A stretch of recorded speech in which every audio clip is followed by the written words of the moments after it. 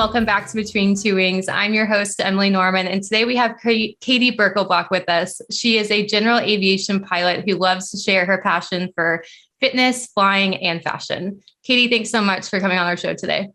Thanks for having me. I'm excited to be here. Yeah, of course. So we like to start off by just kind of explaining our backgrounds. I've actually got downtown Houston behind me, flying home at night from an IFR lesson. And I can honestly say that IFR flying, or night flying, was kind of something that was intimidating until I got a few of those instrument lessons under my belt. But after that, it became one of my favorite times to fly. That's awesome. Was it through the corridor? Yes, of course. My favorite place to fly. Love that spot. So my background here is in Hawaii. This was just a really cool experience for me because this was right after I became an instructor and I passed my check ride. And so I was like, we got to go on vacation. And one of my friends was actually instructing in Hawaii, so I went to visit her. But this was my first time that I really kind of stepped aside from the training and rented a plane just for fun. And it was like the most beautiful place ever also. So we just hopped around from island to island and it was just incredible. Yeah, I think that's one thing that people don't realize is you become a pilot and then you don't have to, go straight to career flying and experience and trying to work towards that. You can actually just go out and have fun and do things that most people don't get a chance to do. And sometimes you can actually, pay for these rides, but I'm sure it's way more enjoyable when you're, at the controls and doing it yourself. Yeah, it was really cool because it was different than training it for the first time. I was like, oh, this is the fun part behind flying because you're so used to just, the books and stuff all the time. So that I loved it. It was an eye opener. Yeah, especially I know in my training, it can get boring. Like you're flying to the same places, in like instrument, you're under the hood, so you don't really even see anything. And so it just kind of, you have to fall back in love with aviation a little bit. And I think things like that can really help. Yeah, it was very helpful. So talking about your training a little bit, I know you started off at kind of a mom and pop small flying school, and then you actually went to ATP. What were some of the thoughts and decisions behind that change? So I decided I thought becoming a pilot would be amazing in college, but wouldn't say I was maybe as committed as I could have been. So I was giving it a go in college, but also full-time school and work and everything. So I tried, but it didn't work out so well. Like I got to my solo and everything, but I just didn't feel like I was like in a place yet to just study all the time for flying. So after I graduated, I was like, let's do this. I want an intense, start to finish. And actually I got my CFI with like a mom and pop shop also. So I started and finished, but throughout the whole thing, all the way to commercial multi was ATP. And I mean, very different worlds, but yeah, both great experiences in my opinion. There's different takeaways from both. With ATP, you kind of are forced and to study because it's one thing after another. Like you'll have your instrument check ride scheduled while you're still in like working on your private. Oh my gosh. Yeah. Get your booty in gear. And also it's cool because you kind of have like a community there. So I've met a lot of awesome people there because you really just hang out with each other all the time versus, a mom and pop shop, you kind of just like go in to fly and head out. But if you can get yourself to study on your own time, then I like them both, Yeah, it definitely comes down to the personal preference and probably the learning style of the pilot in general. So you did get your CFI and, you taught for a little bit. What are some of the life skills or things that you learned when, you have to take your flying experience and transition that into like lesson plans and making someone else understand this? Oh yeah, I actually really love that part. Yeah. I love to make it exciting because I know that throughout my training, I mean, not that it wasn't exciting, very exciting, but sometimes I know it's stressful and all that. And so I really liked to take from my experience and make it better for my students. So I liked to kind of make it fun and like relaxed. And, I would make sure that they like studied and had their things, but also wanted them to know that don't worry, just have fun, because I think having fun really makes a big difference when you are going to training. Yeah, and that kind of goes back to my point of like sometimes throughout our training process or aviation careers, it seems like we have to kind of fall back in love with it. You can get your self-confidence down by just completely messing up on the flight and feeling like you're behind the plane. So I feel like you're probably one of these instructors who would realize that and be like, okay, today we're going to go out and do something a little less stressful, a little more fun, and just, get back to the stick and bar skills of flying the plane. Yeah. And we all know that even when you're a private pilot, that can probably be stressful also because you're trying to look Yeah. at all your instruments and it's just all so new. So yeah. Definitely. And so I know with your Instagram account, you share a lot about your life, highlight a few of your passions earlier, but obviously flying is one. What is kind of your goal there in terms of, the flying content you post? Well, I just love it. I think it's the coolest thing in the world. So it's my favorite thing to post about. I also, so through it all, because I don't just share flying, if that's all I could share, I would, but Yeah. but through it's been so cool because not everyone that follows me isn't in aviation. So it's been so Mhm. neat to see different responses and all the questions I get every time I do post flying stuff. My favorite though is, when people message me that I either encourage them to fly or that they're showing their daughter, like, look, and they didn't know girls could fly. I think it's so cute. It makes my day every time.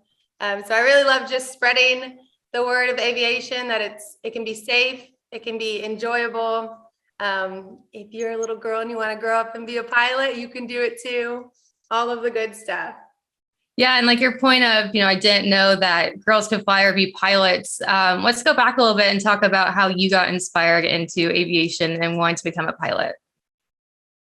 So my mom was a flight attendant and I had the amazing privilege of using her benefits to travel the world Mhm. growing up. It was one of the best blessings of my life. I went a lot of places all the time.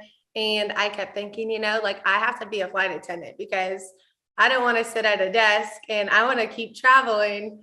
So I always kind of thought flight attendant. And then whenever I was getting towards the end of college, I was like, I kind of want to do something bigger. And I was on the plane and I looked up front and I was like, yeah, that would be cool. Let's do that.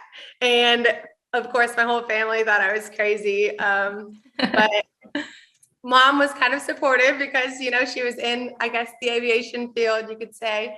So I kind of I just Googled like aviation school, walked in. That was the one in my college town and kind of just took off from there. I actually didn't necessarily like have a growing passion my whole childhood for Mhm. flying a plane.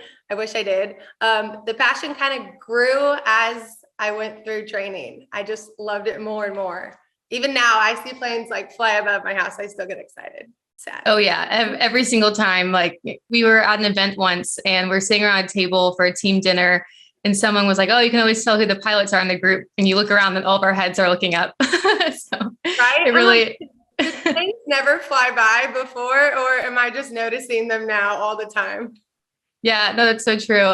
And I think it's really impressive that, you got this idea, this inspiration, and you just went for it. Because if you look around at most of the local airports and flight schools, there's big gates around them. There's like restriction signs. It says do not enter. It's really intimidating. So, I think it's great that you're sharing these experiences on your Instagram and really helping people to find out how they can kind of break through those barriers and get started on their flight training. So that's really great. Thanks. Yeah, it's super intimidating walking up to an airport. Most people, are nervous in the first place. Just look for the little green sign that says "Learn to fly here." Yeah, exactly. Go straight towards that sign. Just that. You'll be good. Don't go on the runways, straight to the sign. For sure. And so also through your Instagram account, I feel like, not only have you inspired people to fly, but you've also kind of broken down not really broken down barriers, but answered questions that, people who are even just nervous to fly have. I saw you did like a segment on turbulence. How was that, received, and what were some questions you had there?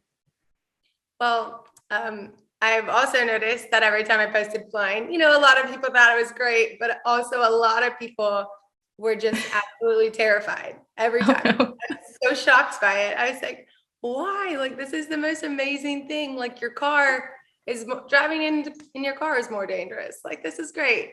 But then I actually started to listen a little, and I was like, most of them did, like, their main concerns were turbulence and Mhm. things falling off, or just in general being scared to fly, getting flight anxiety as I got older and all that. So I kind of did like what I thought was just like a random story. One day I was about to go fly, and I just mentioned like reasons why you really probably shouldn't be afraid, or if you have flight anxiety or flying anxiety, then some of my, like, I guess, opinions and some facts that might like put you at ease. So I posted it, but then I wasn't expecting like the response. And there was such a big response to it. I was very shocked. So I put it on one of my highlights, and it is very often that I get a message like throughout the week about people that watch it before they go on their flight. And I'm like, yay, I'm glad it helped. I love hearing that it helps, because I mean, it really is the safest form of transportation. And especially if you're going to go take a flight on the airlines, like, you really have absolutely nothing to worry about. Yeah, that's so great. And becoming a pilot in this entire process, you really hone a lot of your skills and you learn a lot about yourself. How has it helped you, in your personal life? Or I know you're setting off on a few business ventures. What are some of the benefits that you've noticed there? Well, it's definitely taught me so much. One, that learning is fun. Can be fun. Not always fun, but can be fun. Can be fun, and it's very rewarding.